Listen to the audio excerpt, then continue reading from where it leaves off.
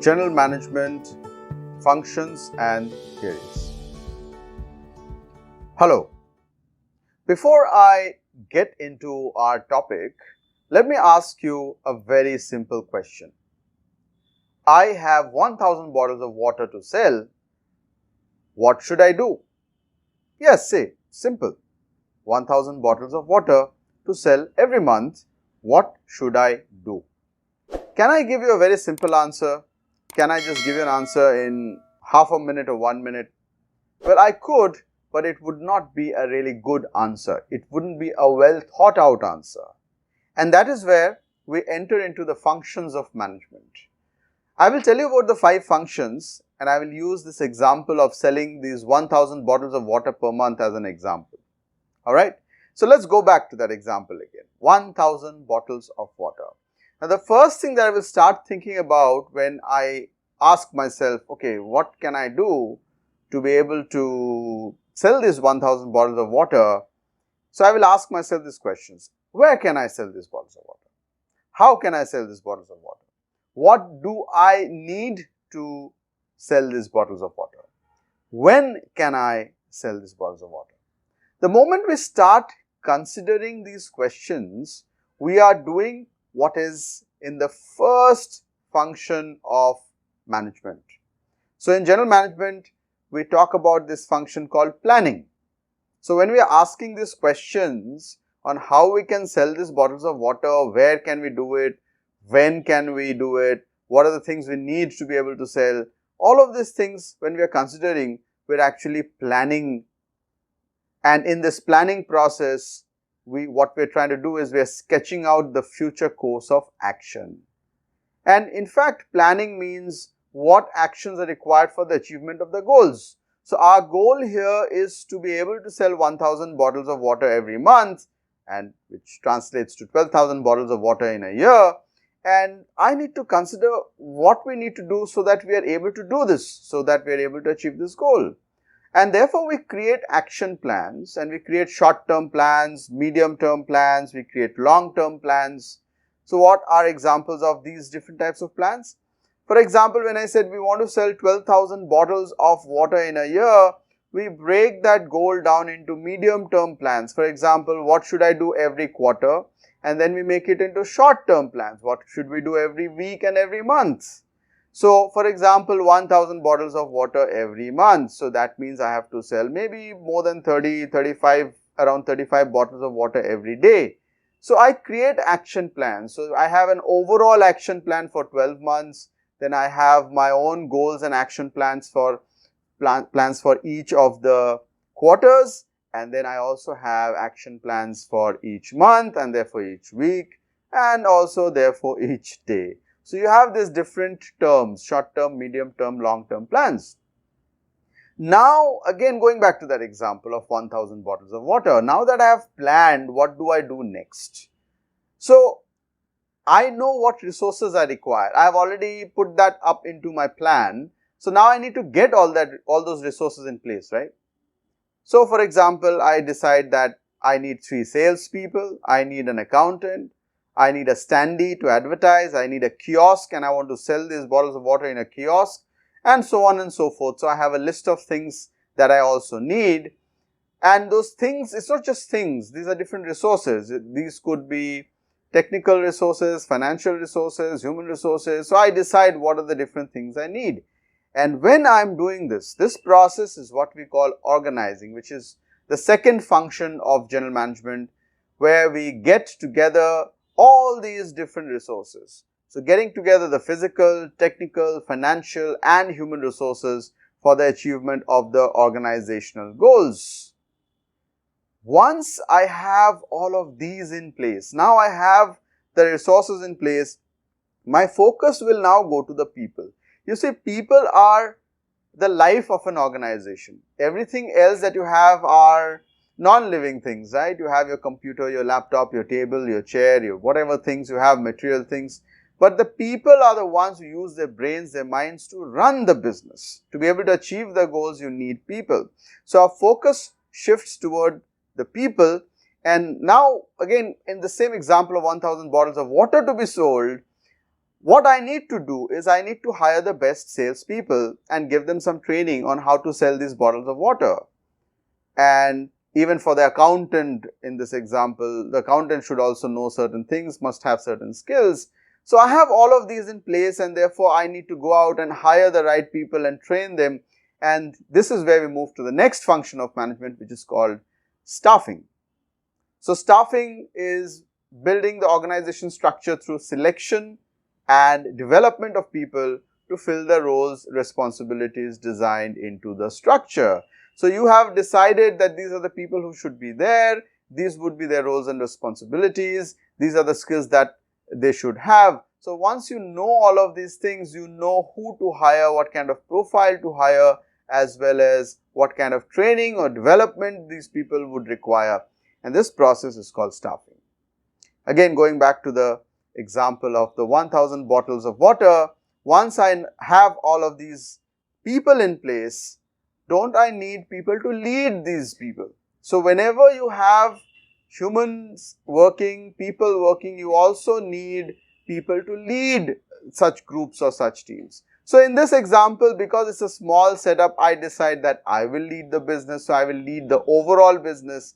On the other hand, I also decide that the sales team should be led by someone. So out of the 3 people that I would hire, one would be the team leader of the sales team. So what am I doing here? I'm moving to the next function of management, which is leading and directing. So influencing people to take action and achieve group and organization goals is leading and directing. So as the leader, I have to influence the people in my organization so that they take action and that we achieve the goals, both for the group or the department as well as for the organization. And also, if you look at, say for example, the sales team leader also has to do the same thing, influence people in his team to be able to do that. And so all of this can be done through motivation, through communication and through leadership. And therefore, leading and directing is a really important function. So at this stage, as you can understand, we have more or less set up everything. We have planned, we have organized, got all the resources in place, we've got all the human resources in place, the people in place, we've got the leaders in place, and now we move to the final part. Again, those 1000 bottles of water, how do we sell it? So in my plan, we have to sell 35 bottles per day. The books of accounts should be maintained regularly by the accountant. And whenever we have set certain standards, we then ask, are we achieving these standards? If not, what needs to be done to correct things? For example, we need to sell 35 bottles per day. Are we selling 35 bottles per day? Or maybe we are selling only 25 bottles per day. Then in that case, we need to take certain corrective actions. So this whole process is part of the final function of management, which is controlling. So measuring the progress and performance is controlling. Ensuring that standards are being maintained is controlling. So what does it mean? You establish standards, you measure performance, you compare performance with the set standards, and then you take corrective action if required. So in this example of the 35 bottles that we need to sell every day, so the established standard is that we have to sell 35 bottles of water every day, and we measure the performance and see that we are only selling 25 bottles of water per day. That's when we are comparing and seeing this is what's happening, that okay, the comparison shows that we are selling 10 less bottles than what we set as a standard. So then we need to take corrective action to ensure that the 25 goes up to 35, otherwise we will not be able to achieve our goals, short term, mid term or long term. And this process is called controlling. So now we have seen what are the different functions of management, and as you can see, let's just recap once. These 5 functions are planning, organizing, staffing, directing and controlling. Now let's move on to the management theories, and I'm going to tell you about 5 management theories. So let's just get into those. The first theory that I'll tell you about is called the classical theory. What does classical theory say? That management is a process of interrelated functions to achieve desired goals.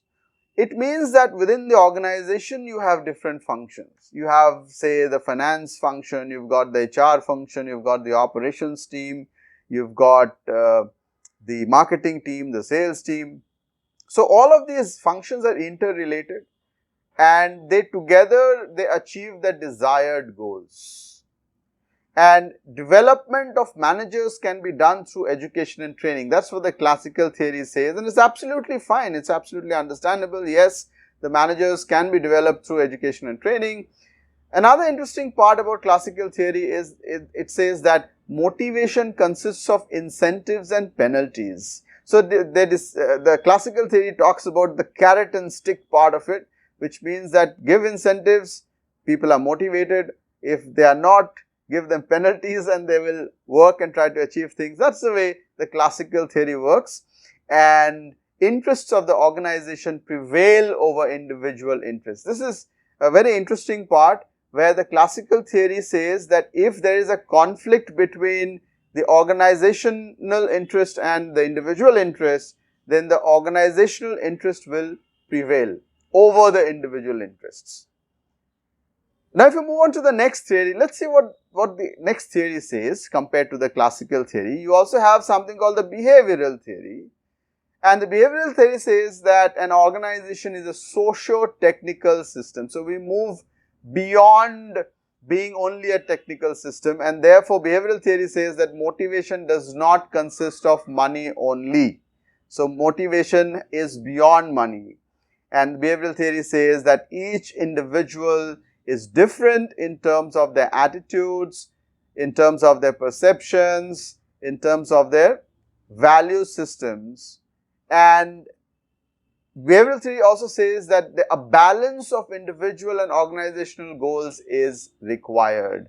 So, this moves a little bit beyond the classical theory. As you can see that some importance is being given to the individual as well, not just the organization, and there is this aspect of acceptance that each individual is different, and there is this acceptance that motivation is not only about money, it's about other things as well, and therefore a balance of individual and organizational goals would also be essential in this whole process.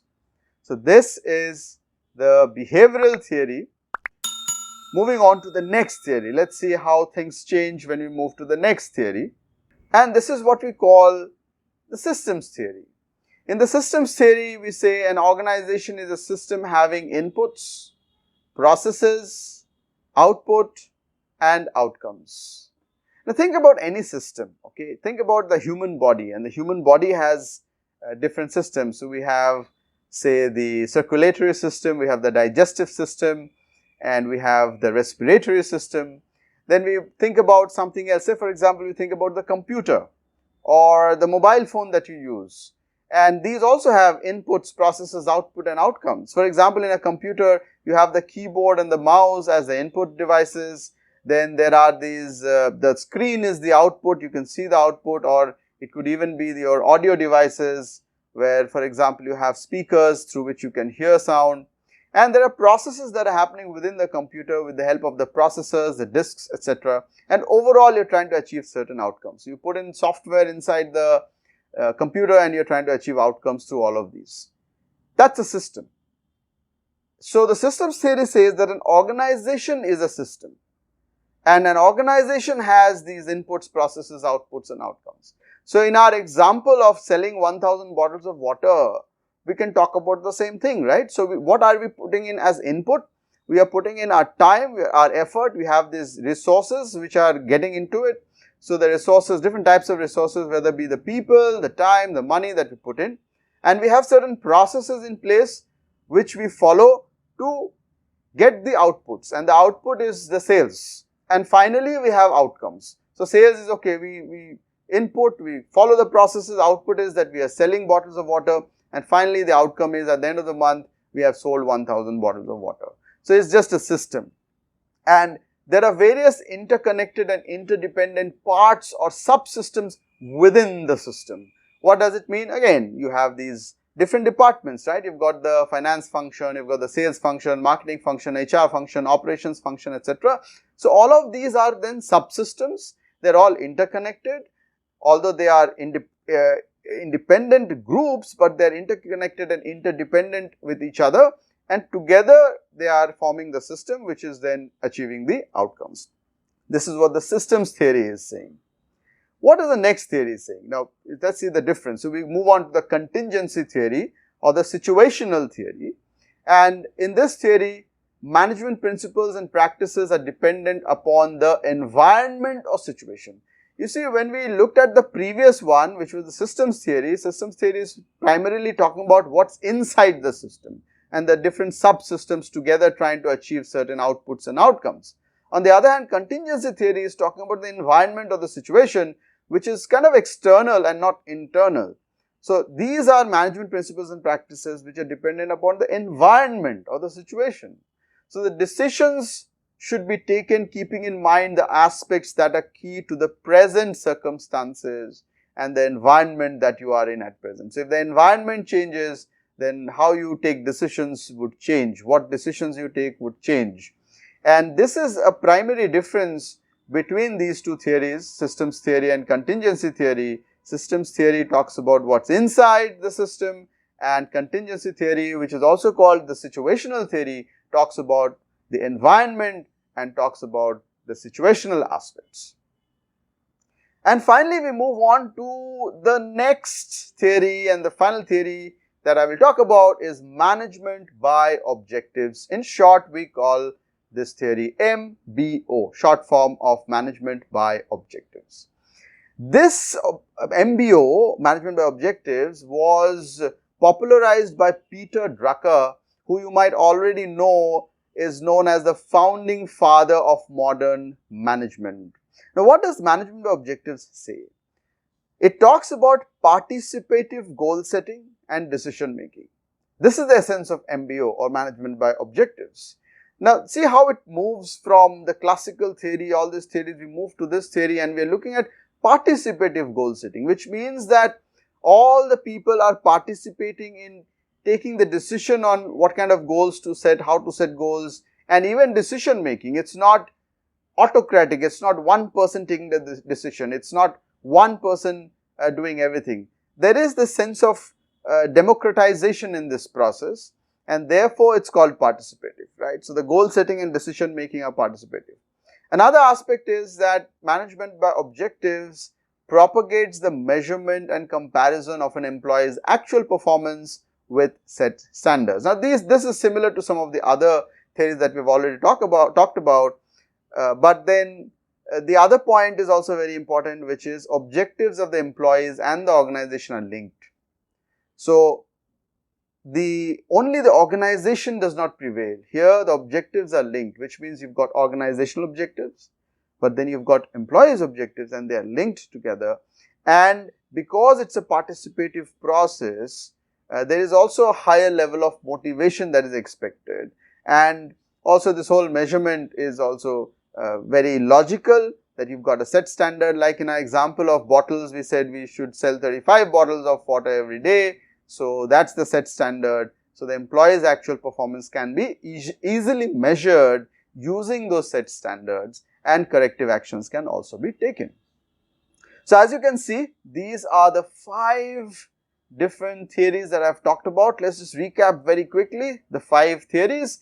One was the classical theory, then we talked about the behavioral theory, then we talked about the systems theory, the contingency theory, and finally the 5th one we talked about was management by objectives.